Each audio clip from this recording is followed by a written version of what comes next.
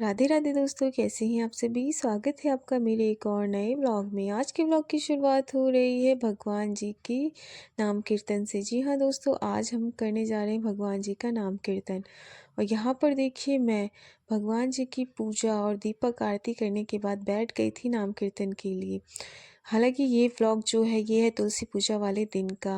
मैं ये अपने चैनल पे अपलोड नहीं कर पाई थी किन्हीं कारणों की वजह से, तो आज मैं ये वीडियो डाल रही हूँ। मेरे से ज़्यादा लेट लतीफ़ी शायद ही किसी ने यूट्यूब पर दिखाई हो।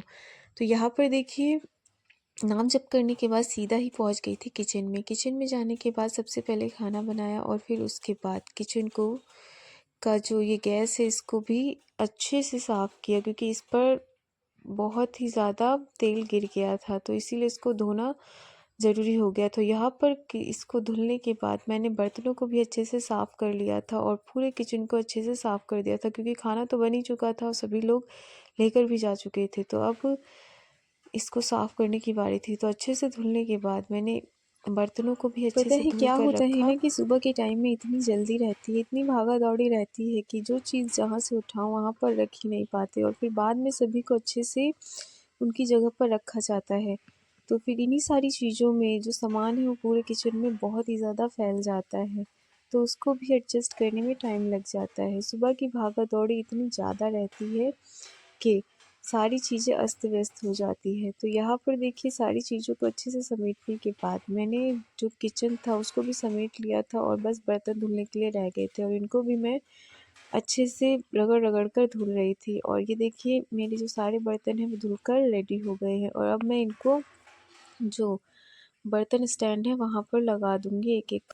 और आप सभी बताइए, कैसे हैं ठंडी के हाल। हमारे यहाँ तो ठंडी बहुत ही ज़ोरों से पड़ रही है और नेक्स्ट जो शादी हमारे घर में, उसमें तो पता है नहीं क्या होने वाला है। इतनी हालत ख़राब होने वाली है, क्योंकि ठंडी अभी से ही पड़ रही है तो फिर आगे चलकर क्या होगा। स्वेटर्स तो मैंने रेडी कर लिए हैं ले जाने के लिए।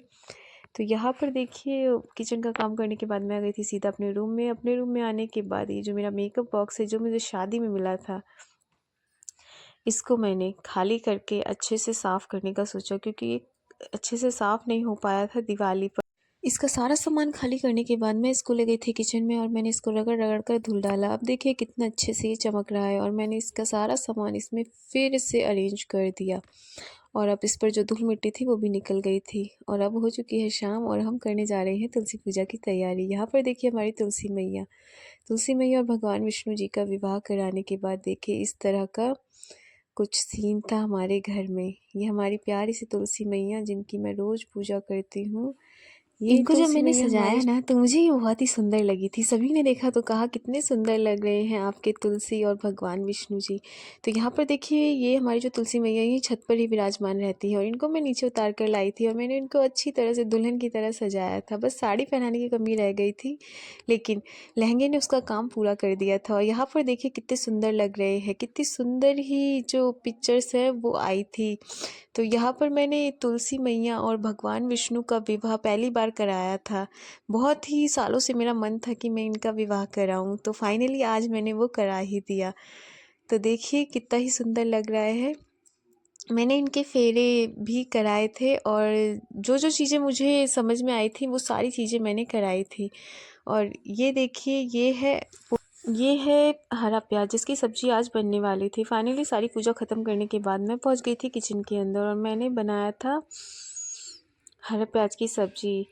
और एक बात मैं आपको और बता दूं कि मैंने जो तुलसी विवाह है वो मैंने देव उठनी एकादशी के दिन नहीं कराई थी। मैंने कराया था वो बैकुंठ चतुर्दशी के दिन, क्योंकि देवउठनी एकादशी के दिन रहता है मेरा व्रत।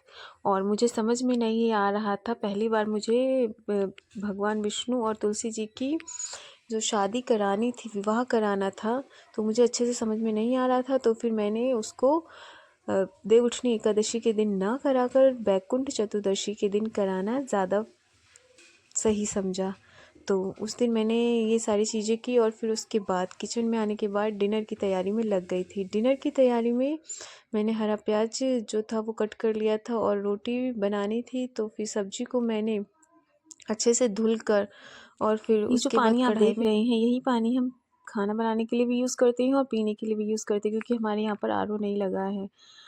आरओ ना होना भी अच्छी बात है, क्योंकि फ़िल्टर वाला पानी उतना ज़्यादा फ़ायदा नहीं करता है जितना कि डायरेक्ट नल से आता हुआ, मोटर से आता हुआ पानी। क्योंकि फिर आरओ की आदत हो जाती है हर जगह, फिर हमें वही पानी यूज़ करना होता है, चाहे हम बाहर जाएँ, चाहे हम ट्रैवल पे जाएँ, कहीं भी। तो यहाँ पर देखिए मैंने फाइनली पानी को भर लिया था बाल्टी के अंदर, और यहाँ पर मैं जग में भी भर लूँगी और फिर उसके बाद लग जाऊँगी अपने काम में। आज बनना है हरी प्याज की सब्ज़ी और दाल। दाल बेसिकली हमारे यहाँ पर जो है वो हमेशा ही, क्या कहूँ, वो अरहर की ही बनती है। कभी-कभार हो जाता है कि दूसरी दाल बन जाए, क्योंकि सभी को वही पसंद है तो वही बनाना पड़ता है। अरहर की दाल रोज़-रोज़ खाते-खाते बोर हो जाते हैं, तो फिर दूसरी दाल बना लेते हैं, क्योंकि हमारे घर के बच्चे खाना पसंद नहीं करते हैं दूसरी दालों को। तो यहाँ पर देखिए पानी भरने के अच्छे बाद से धुल मैंने लिया था और सब्ज़ी यहाँ को पर देखिए दाल को भी मैंने कुकर के अंदर डाल दिया था और नमक डाल दिया था, पानी डाल दिया था और थोड़ी सी हल्दी डाल दी थी। यहाँ पर ढक्कन लगा दिया था कुकर का, अभी बनने के लिए रेडी है। और तभी पता चला कुछ मेहमान भी आ गए हैं, तो यहाँ पर मैं चाय बना रही हूँ और थोड़े से पापड़ भी तल लिए थे। तो इसको देने के बाद मैं बनाऊँगी सब्जी। तो यहाँ तो आज के व्लॉग में इतना ही, मिलते हैं नेक्स्ट व्लॉग में, तब तक के लिए राधे राधे।